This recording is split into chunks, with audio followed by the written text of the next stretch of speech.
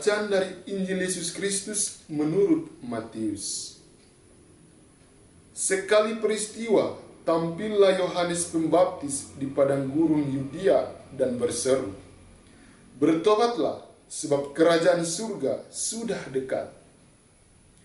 Sesungguhnya, dialah yang dimaksudkan Nabi Yesaya ketika Nabi itu berkata, "Ada suara orang yang berseru di padang gurun, persiapkanlah jalan untuk Tuhan, luruskanlah jalan baginya." Yohanes itu memakai jubah bulu unta dan ikat pinggang kulit. Makanannya belalang dan madu hutan. Maka datanglah kepadanya penduduk dari Yerusalem, dari seluruh Yudea, dan dari seluruh daerah sekitar Yordan. Dan sambil mengakui dosanya, mereka dibaptis oleh Yohanes di sungai Yordan.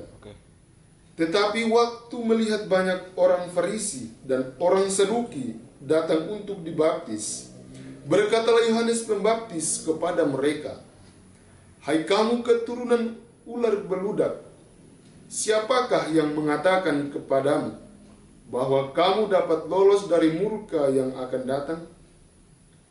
Maka hasilkanlah buah yang sesuai dengan pertobatan.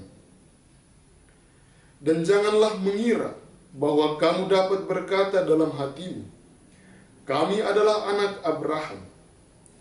Sebab aku berkata kepadamu, dari batu-batu ini pun Allah dapat menjadikan anak-anak bagi Abraham.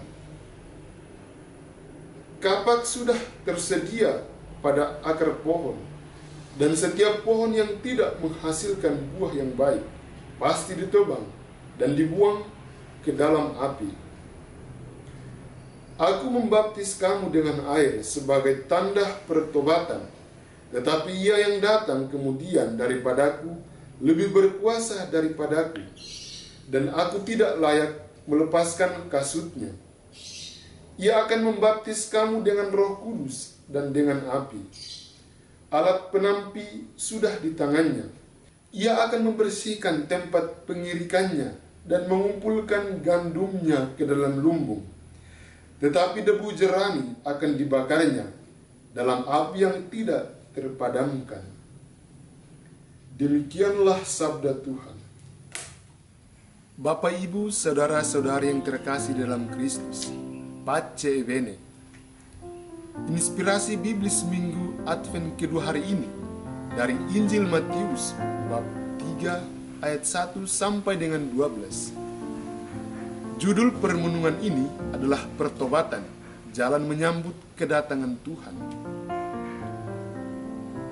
Saudara sedang terkasih dalam Kristus, kita sudah memasuki Minggu Advent yang kedua yang disimbolkan dengan 2 lilin yang bernyala. Hal itu menolong kita untuk memahami bahwa sang terang makin bercahaya, semakin tampak dan semakin menyinari ruang batin kita masing-masing. 2 lilin bernyala juga mau mengajak kita menata batin, menata hati, agar makin mantap mempersiapkan diri menyambut kedatangan Sang Penyelamat, yakni Yesus Kristus. Bacaan Injil yang kita dengar pada Minggu Advent kedua ini bernuansa ajakan pertobatan. Makna dasar dari pertobatan adalah berbalik, artinya berbalik dari cara hidup yang lama atau cara hidup yang tidak terpuji kepada hidup baru, yakni hidup dalam terang Kristus dan firman-Nya, sehingga menghasilkan kebaikan.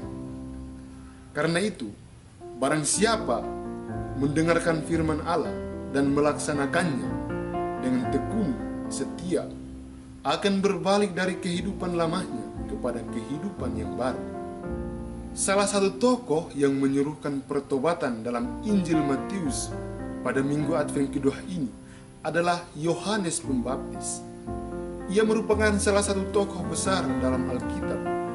Ia dikenal sebagai nabi dan bahkan disebut-sebut orang pada masa itu sebagai Elia atau salah seorang nabi yang telah bangkit kembali.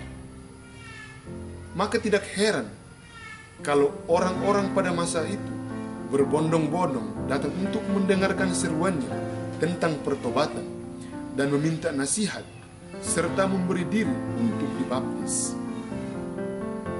Yohanes Pembaptis berseru, "Bertobatlah, sebab kerajaan Allah sudah dekat."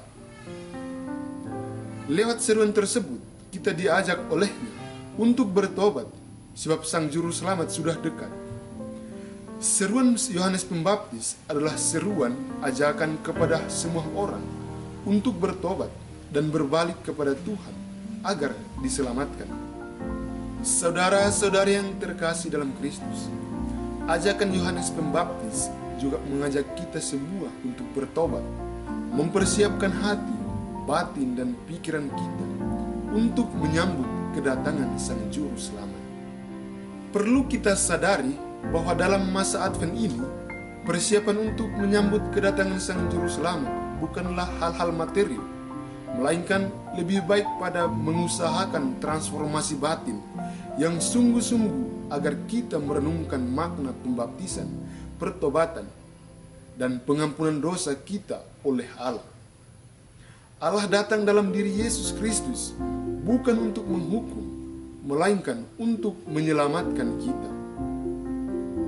Namun kita akan diselamatkan oleh Yesus apabila kita sungguh mau hidup seperti Yesus yang rendah hingga sudi lahir di Betlehem. Rendah hati kepada Tuhan dan sesama, itulah yang harus kita miliki dan lakukan dalam hidup kita, terutama menyambut kedatangan Yesus Kristus sebagai penyelamat. Saudara-saudari yang terkasih dalam Kristus, pertobatan tidak hanya sekedar kata-kata belaka saja. Pertobatan harus menghasilkan buah yang nyata. Pertobatan berarti berubah hati dan ganti haluan, sehingga orang yang hidup dalam pertobatan tidak lagi berjalan di jalan yang penuh dengan dosa, tetapi berjalan di jalan yang kudus yang telah disediakan Allah dalam diri Yesus Kristus sebagai penyelamat. Amin. Pace bene.